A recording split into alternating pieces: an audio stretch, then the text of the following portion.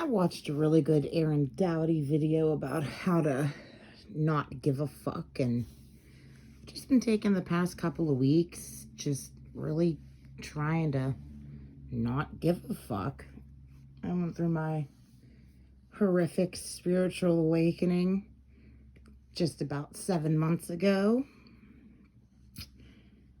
And yeah, I might not be absolutely correct about everything I've put on my channel so far, but like the great David Icke says, everybody has a right to be wrong when you're learning. And just like Eric von Daniken said as he was writing all of his books, you learn as you go. Sometimes you don't get it right, and maybe the entire Abrahamic branch of religion isn't fighting about the same E.T. God. Maybe they are different. But I don't know. Can't tell them apart. None of them look good. But Danica Patrick, this podcast is great.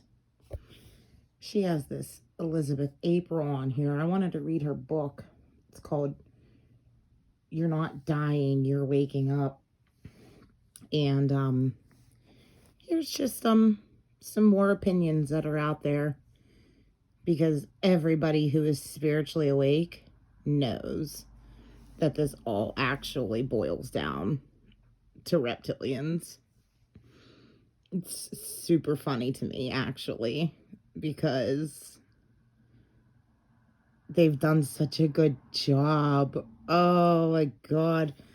The reptilians in these fucking churches have done such a good job of brainwashing everybody. And she is Galactic Federation. I don't want no beef with nobody. I don't care if people associate themselves with Galactic Federation. Everybody who's spiritually awake understands that that thing is very real. But a little sus.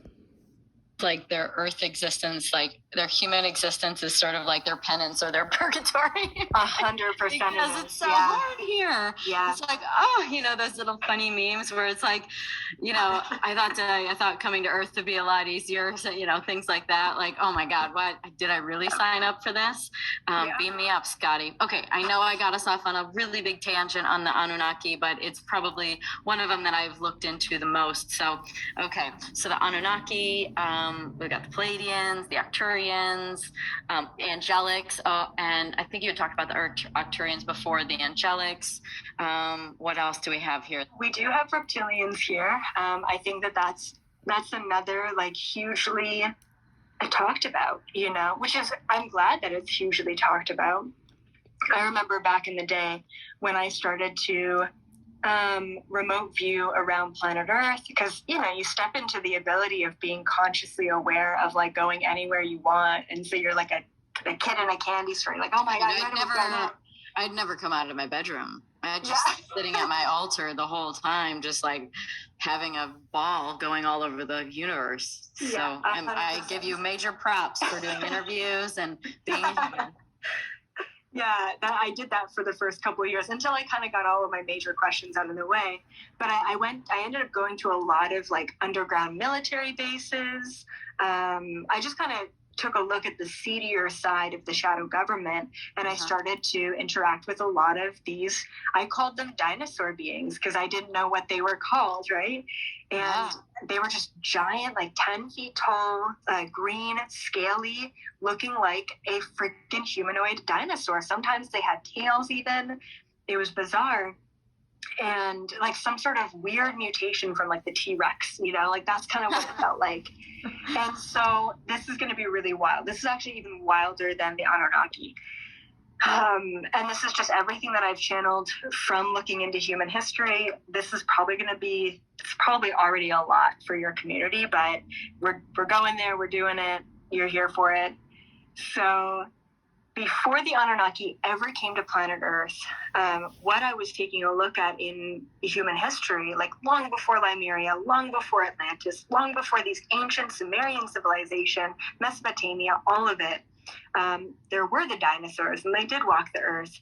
And the most intelligent civilization with the dinosaurs was these reptilian beings. So what I saw is that the reptilian beings were originally a part of this planet and the ecosystem, and I don't know how they got here. I don't know if they were planted here or if they actually just naturally evolved here. I know that there are tons of reptilian beings and Draco beings and Archon beings out there in the universe, but specifically for this planet, there was this group, and it felt like they naturally evolved, and they saved themselves from one of the huge cataclysms on planet Earth because they were able to go underground, because they had the intelligence, they had kind of the brain power more so than the rest of the dinosaurs that were more so like animals, if that makes sense. And so when the Anunnaki came here, the reptilians told them, you're not allowed to be here. This is our planet. You can't just come here and think that you're going to take over these Neanderthal monkey, beings like that. We own them, not you. And so the Anunnaki said, we'll advance you and we'll work with you so that when we leave, you can be in full control of the human beings. And so the reptilians were like, sure, yeah, that works for us. And so they ended up working with the Anunnaki. So at a certain point in time, so back in ancient Egypt, the structure, the system was the Anunnaki, the large, giant humanoid beings, were considered the gods of the time. And there's literally statues that represent how big they actually were, even hieroglyphs that represent them sitting down, and the height difference between them and the humans. I mean, crazy. So there was the Anunnaki, who were considered the gods of that time, and then there were the reptilians, who were also walking around during ancient Egypt, and they were considered, like, the way that I saw it was like they were almost like the managers of the humans as the slaves. Like, humans were really truly still enslaved back then. Then one of the craziest, I guess, human history moments that I ever witnessed. It was so cool. And this was many years ago, but this was like many, many years ago, as far as timeline. So this was like dead ancient Egypt era. And, I saw the pyramids. They were already built at that time. And there was these 3 huge, giant ships that came down and hovered over the pyramids of ancient Egypt. And they were so big, and I could tell because of the shadow that they cast on the ground, right, of ancient Egypt. Once again, this is the time where the Anunnaki and the reptilian were in full control of the humans. So these ships happened to be the Galactic Federation ships. And the Galactic Federation came to ancient Egypt and said, look, you have been here for long enough, and it's time that you leave human beings to their own devices. Let them evolve on their own. So this was kind of a point in time where the contracts with these civilizations and these beings were ending, and it was time that they kind of just leave human beings alone. So the GFL came down and said that. And so the Anunnaki were like, all right, cool. We're not going to fight you. We're gone. We got what we needed anyway, which was really just mining gold. And then they stayed a little longer. Tiny question just in the middle of this. Yeah. Were the tops of the pyramids made of gold, and yes, did they take were. them with them then? I didn't see them take them, but I also never asked that question. At that point in time, they were fully made of gold. Yeah, they were shining. I just put that together as you were talking about it, and the Anunnaki being there and the tops of the pyramids. And then I thought to myself, where are because I was in Egypt last year, and of course I've studied Egypt for a long time, and it's where are the tops? And there's obviously the theory that they were made of gold. And so if it was the Anunnaki there, and they're like, got it, we got our stuff, they're like, get the cash and leave, take the tops. Yeah. Okay, anyway, keep going. Didn't even think about that, yeah. So the Anunnaki were gone. They were like, okay, cool, we're leaving. We got what we wanted. They stayed for longer than they should have anyway. But the reptilians said to the Galactic Federation, absolutely not. We're not leaving. This is our planet. The human beings have no right to be here. They're the ones that need to be kicked off. And so the Galactic Federation went to their councils and they discussed it amongst themselves and said, well, they're not wrong. And I roll, because of the law of non-intervention, we actually can't push them off of their own planet because they do have a right to it. So what the Galactic Federation said is, okay, we've decided that we'll let you stay, but you cannot be seen by humans. And they thought, you cannot be influenced by humans if you can't be seen by humans. That's what they thought. So that was the contract that was created back then in ancient Egypt. So the Anunnaki left, found their ships, and they went away, and they were happy. And the reptilians went underground, just like they did when the cataclysms happened with the dinosaurs. Okay. And while they were underground, they said, how do we influence human beings, still maintain control of human beings without being seen? And they started to create technology, and they started to work with the bloodlines. And the bloodlines were picking out certain individuals who have been very similar to the Anunnaki mixing with the humans. The reptilians were also mixing with the humans, creating these hybrids. And through those bloodlines, they were able to actually, like, basically what they can do is they can transport their consciousness, kind of like astral traveling, and move into the body of a human being who has higher than normal reptilian DNA. And in that way, they can fully take over the body and fully influence the body under their will, essentially kicking the original human soul out of the body, along with the technology that they have to kind of like holograph themselves. And that's kind of more recent technology, to holograph themselves to look like a human. And that's where they can shapeshift out of that human form. So since then is when they've been in full control. And it's kind of like a facepalm for the Galactic Federation to be like, we really should have worded that contract a different way. However, once again, going up there and getting pissed at them, like, guys, come on. Like, who did you fire for this? Like, this Somebody's going down for this one.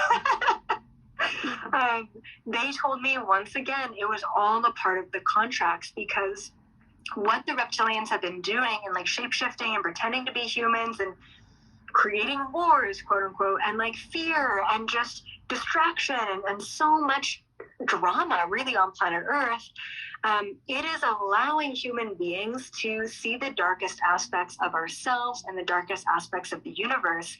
And I really believe that the reptilian beings, and also all the dark energy on planet Earth, is kind of sticking their foot in their mouth, because by pushing so much fear and so much darkness, at a certain point in time, humans are going to be like, yeah, you know what? I'm just not going to watch the news anymore, because I have an anxiety attack every time I do. Like, literally, there's so much darkness that they're turning to the light on their own free will and volition, because they're just sick and tired of being sick and tired. And I get that. And 2020 to now is really showing us that we can make a higher vibrational choice. So I'm really fascinated with the bloodlines. That's another area of curiosity. Okay. The bloodline was Jesus. Okay, so Jesus, I believe his soul was an ascended master. Mm-hmm. And the bloodline of the body was very Palladian. So he kind of had that mix of both. And then, of course, his teachings got extremely skewed further down the line. The one time I connected with Jesus as an ascended master, just in my meditation, I didn't expect it. And, his purpose to bring to planet Earth, to incarnate here, was to embody absolute unconditional love. And with that embodiment, and unconditional love isn't like, I love you unconditionally. It's not that romanticized bullshit, honestly. It's a vibrational frequency that is of the highest vibration. And in that frequency, that's where you can turn water into wine. That's where you can create fish out of nothing. That's where you can walk on water, because he was essentially defying the laws of physics while he was around, simply because he was in a much, much higher vibration. And I believe, and what he was trying to teach us all, is that we can all embody that vibration, and we can all defy the laws of physics, classical physics. Like, for example, if I wanted to stick my hand through this wall, I could, in this highest vibration, and I believe that that's possible. So that's kind of what he was here to show us all. Okay. So with the bloodlines, I've heard that there's a pretty big mission to get rid of certain bloodlines. No, I haven't heard that, but obviously, like, I don't hear everything. I don't know everything. But what I know is that the bloodlines that have had, okay, there's two bloodlines that have the most emphasis: the highest vibrational bloodlines and the lowest vibrational bloodlines. Okay. The highest vibrational ones are typically like prone to getting psychically attacked their entire lives since they were born. So whether that be really bad nightmares or just really bad luck, or never really being able to get ahead, or just having freak accidents, that can be caused by just being a light worker, just being here in the highest vibration, and that light causes those shadows. I always say the brighter the light you shine, the darker shadow you cast. Getting to the unconditional love part, it's like, I understand the darkest aspects of myself, and I love the darkest aspects of myself, and I understand the brightest aspects, and I love those too. It's loving both sides in unity. Yep.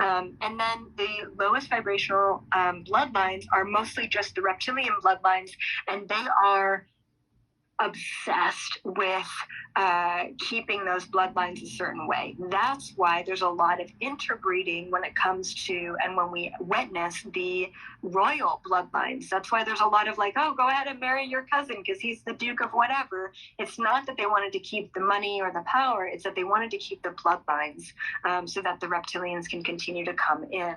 And apparently one of the most witnessed shapeshifter in present day is Queen Elizabeth. Mm-hmm. And there are, like, what I've read as far as like blogs and articles and different things from England is there are thousands of calls every single year for every appearance that she makes of like, oh my God, like, am I losing my mind? Do I need to go visit a hospital? But like, I swear I just saw Queen Elizabeth as like a 10-foot tall lizard. You know what I mean? Like, these are just people who are just out there waving the flag, watching Queen E just walking by, and they literally see her in her true form, which I think is really fascinating. What other people in power, whether they're, some of them, obviously Queen Elizabeth, or maybe some people in government, but even if there are some others, like who are some shapeshifter, who are some reptilian beings that we know about? Or that you know about? Justin Bieber, Adele, Jay-Z has been like known to shapeshift in front of people. Kanye West for sure.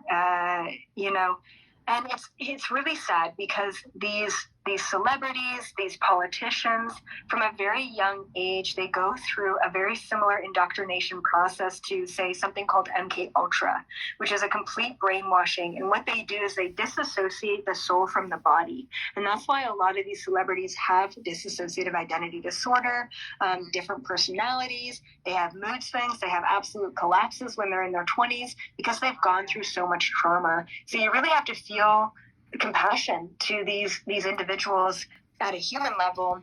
This was a good interview. Just throwing it out there. I don't know if I believe Kanye's a reptilian. I don't know if I believe that. But, could be wrong. Who gives a shit? At least I'm trying. I hope any of my family members have been looking at all of this stuff. Poor things are all trapped in Christianity and my heart's broken. Damn shame.